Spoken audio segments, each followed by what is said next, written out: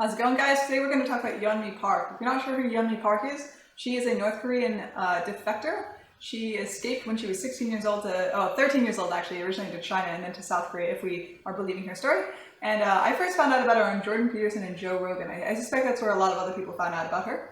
And I read into her story and I found that there were a lot of people accusing her of lying. And so I kind of dug deep and I found that there were indeed a lot of contradictions in her story, but it's not quite as simple as it appears. I don't want to immediately brush her off and call her a liar for the rest of her days, but you know, there are some indiscrepancies that I think we should address, and hopefully I can make a well-measured, well-balanced video and you can go on your merry way having come up with some opinions of your own. So let's get started. First of all, Yeonmi Park, we actually have to separate kind of into the before and after period of her book, because between 2013 and 2016 or 2015 around there, she admits to lying. She said at some point in her book, she said that she improvised the truth like a jazz musician. And coming from North Korea, I don't think she quite understood that people were like following her story and, you know, making sure the claims were all truthful and kind of lined up with each other. And so she had a lot of glaring contradictions in her story. She kind of made things up as she went. And you know what? I want to forgive her for that, because in North Korea, lying is like breathing. I mean, if you don't do it, you die. That's essentially how it goes in North Korea. Like, you have to proclaim your love for the glorious leader all the time.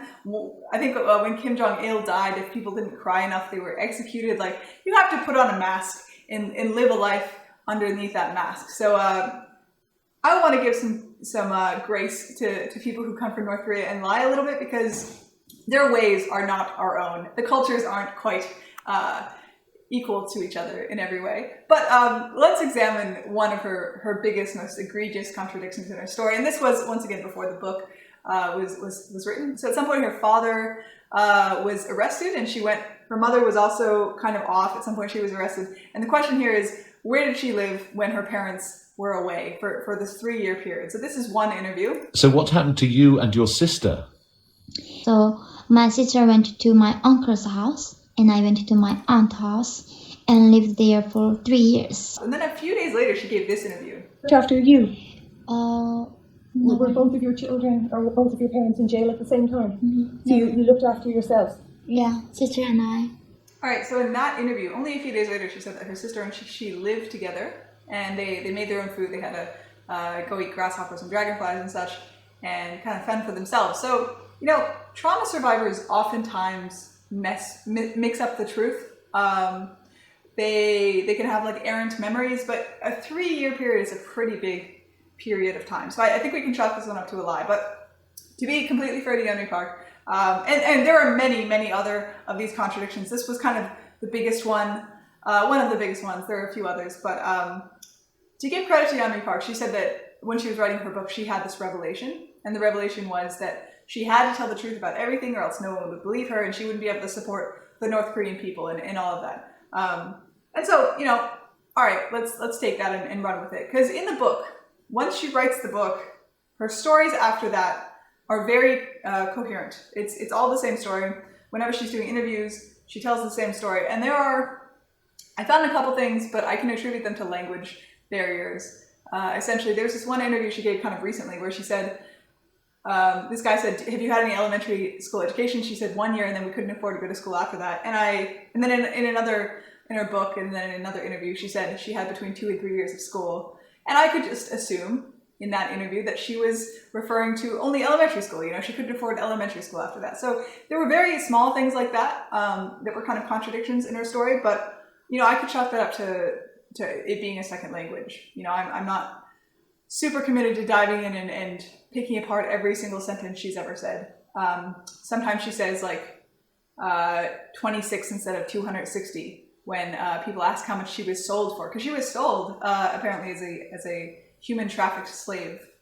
And so things like that I'm not really getting into. That's not, I don't feel like nitpicking. So after her book was written, her story is pretty coherent, very, very coherent for the most part. And it's a harrowing story. I mean, I feel for the girl. Like, if this is all true, she's had a terrible life, and I hope her absolutely the best. But there were a few other little things that didn't really add up to me, and these aren't necessarily like contradictions in her story, but they are her story just doesn't emotionally map as well as I would have liked. So we're about to watch a video of Now on My Way to Meet You.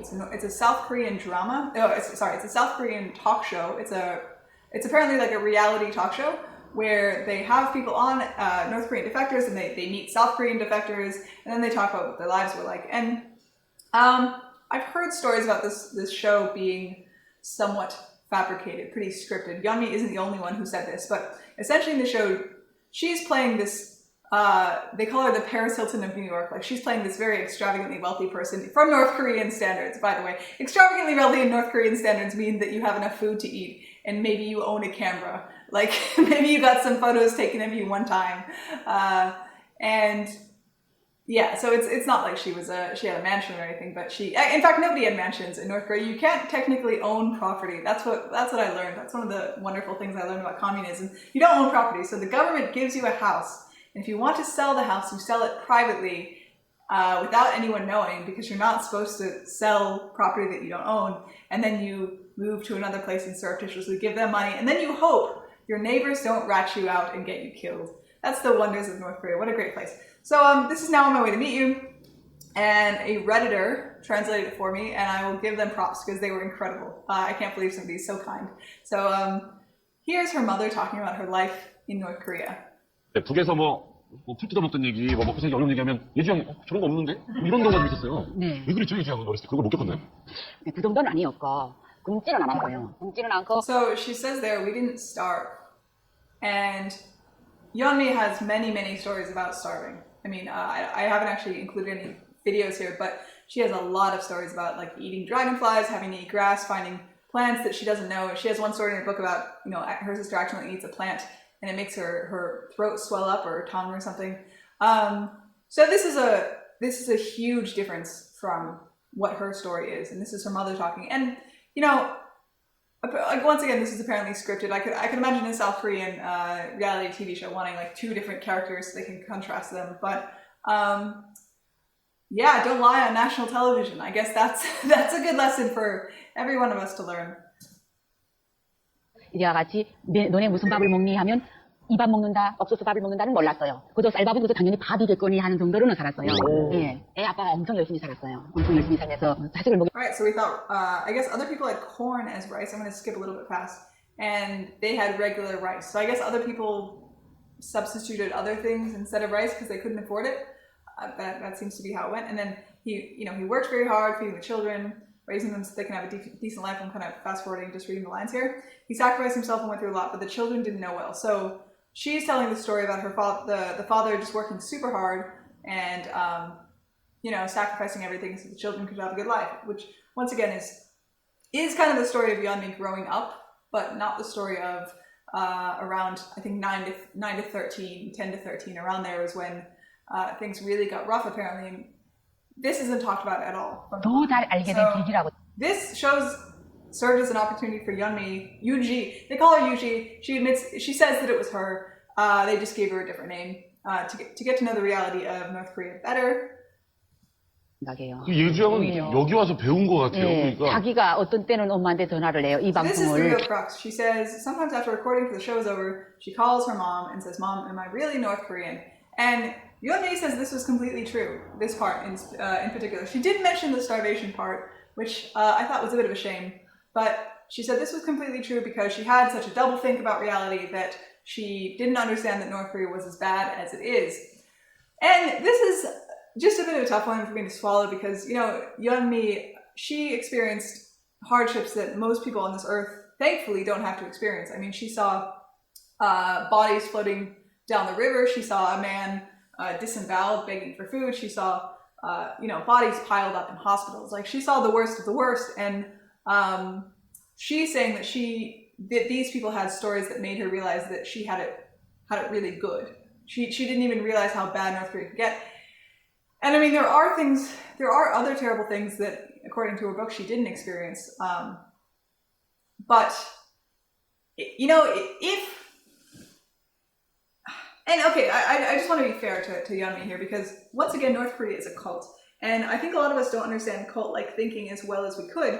Because cults don't just have to be like Jesus freaks. killing themselves with Kool-Aid. It's also like an entire country can be kind of possessed by cult-like behavior. And cult-like behavior is kind of, one of the signs of it is just insulation. So for instance, I'm going to go on a tangent here, but like an abusive husband can stop his wife from going out and seeing her friends. And that's cult-like behavior. That's because he's insulating her from everyone else. He's keeping her away. He's helping her. He's making her cut off friendships. So North Korea is doing this as a country. And it has many other things that are called, like it has this propaganda. I mean, they seem to read propaganda to the citizens like 3 or 4 times a day during work hours. At school, they sing songs about how great Kim Jong Un is. And so they're kind of fed this relentless stream of propaganda their entire lives. And I could understand if Yeonmi had kind of a double think, where she thinks that North Korea is a great country, where she's also experiencing in reality this totally horrific life. And that would make sense. But on the other hand, it would also make a lot more sense if she was coming from an affluent family. I mean, the statement, "Mom, am I really from North Korea?" It would just really fit, I think, maybe a little bit better if she actually was from a rich family and came from the parts of Pyongyang that you can see on YouTube, where it's beautiful buildings and really rich people. So, let's keep going. 다른 언니들이 하는 말이 무슨 말인지 자기는 전혀 모르. So she says that the other female guests keep lying because she has no idea what they're saying. What they're saying is too crazy for her to even conceptualize. 사실은 대부분은 한국어자도 아니고 일단 밥이나 좀 먹었으면 굶어 죽지나 말아야지 하고 넘어온 분들 참 많잖아요. 저도 북한 사람들 모인 데 가서는 말을 많이 조심을 해요. 예, 잘못 말하면 북한 사람들이 많이 격분해 하더라고요. 제가 우리 딸 보고도 방송에 나가서 내가 할 말이 아닐 땐 크게 말을 하지 말라고 해요. 말하지 못하게 해요, 아예. Alright, so we talk very carefully where other North Korean defectors are, because if we say something wrong, they get very angry. And that's pretty much the end of it. So that one's interesting. That one's interesting to me because she said it was true. She didn't say that thing about not believing other North Korean defectors was a lie, which, I mean, to be fair, if you were lying, you might just say the entire thing was made up. So I don't not believe her. I mean, I don't think she's definitely lying here, but there are some, that's just something I wanted to point out because I thought it was kind of necessary to talk about. And while we're talking about what's plausible and what's not, I wanted to bring up one little factoid about Yeonmi Park, in that she got to South Korea from China. So she went from North Korea to China for 3 years, where terrible things happened to her. I mean, she did do very well. She survived, and she kind of thrived in her environment, much like Joseph in the Bible, really. She kind of got in slavery and then worked her way up. But after that, when she was 15, she gets to South Korea, and then she got her GED apparently in 18 months. And so when she first got there, she tested at a I think below 2nd grade reading and math level. So she was essentially uneducated. She was reading Dr. Seuss type of books at that level. And then in 18 months, she got her GED, so she passed high school, and then got into university. So she didn't get into university with a standardized test. I think North Korean students have some exemption from those. But that's quite the feat to essentially learn the entire school system in 18 months. And it's not impossible. It does make me wonder why we are subjecting so many children to the 6-hour-day prison if it's possible to do it in 18 months. But that's another story that I'll probably make a video about at some point. But with so much trauma, especially, it's even greater of an accomplishment if there can be an even greater accomplishment here. I mean, it's very, very difficult for some people to acclimate to the regular world after they've experienced so much trauma, and it's an Olympic level feat, or a red flag, depending on how you want to see it, that she was able to do so. I mean, once again, I don't necessarily doubt her story, but if she did come from a high-level family with a lot of education, the story would make a lot of sense, honestly. And not only that, but she said she read biographies of Malcolm X and Abraham Lincoln and all sorts of others in that time.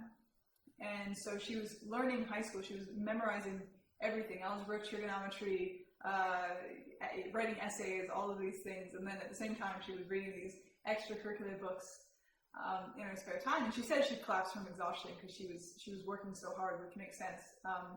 But then after that, she got into a top-tier university, and she placed 33rd in her first semester in a very competitive course, apparently. It was some sort of law enforcement course.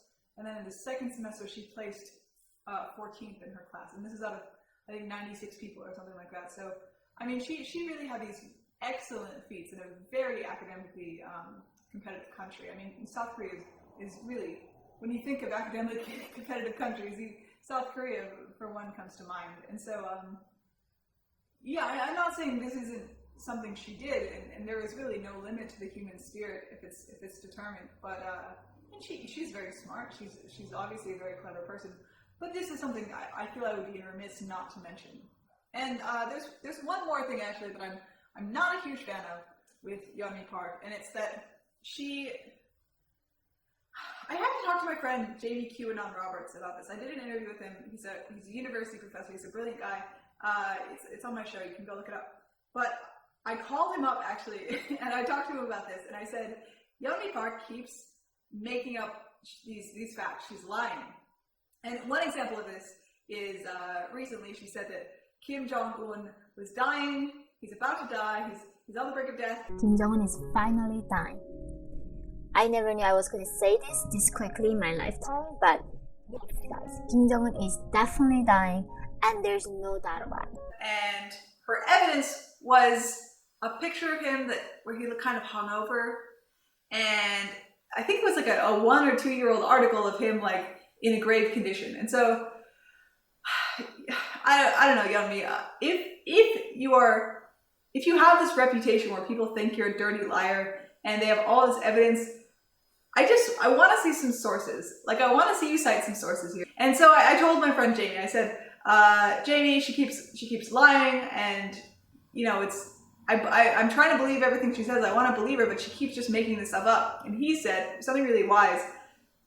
He said there's a difference between lying and bullshitting. Lying is when you say something that's not true, where you know it's not true.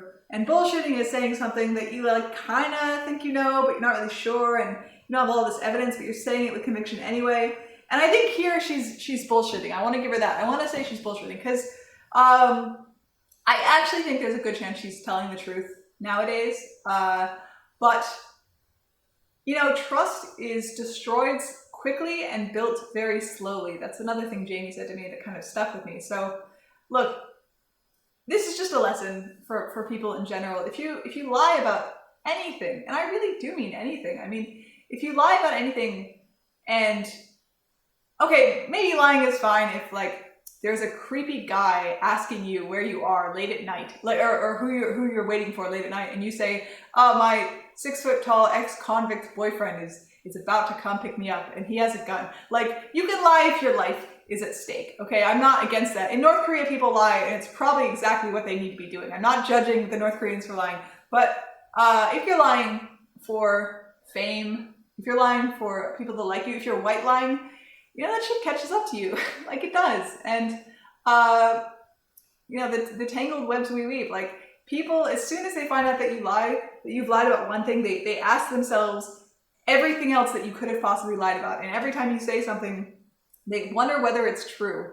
And now Yeonmi's got this kind of curse following her, and it sucks. I mean, people are saying that she spun her story to get more money, to get more interviews, because being a rich person from North Korea obviously doesn't afford you quite the same TV time as it affords other people. And I don't even necessarily think that's true, but you know, I would like to see some more honesty and some more citations for sure, and less sensationalism coming from Yeonmi Park in the future.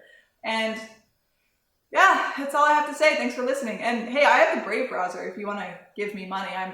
You can just go on YouTube. You can just go into your browser and like tip me if you want. So I would love that. And hey, thank you very much for listening. Have a good day.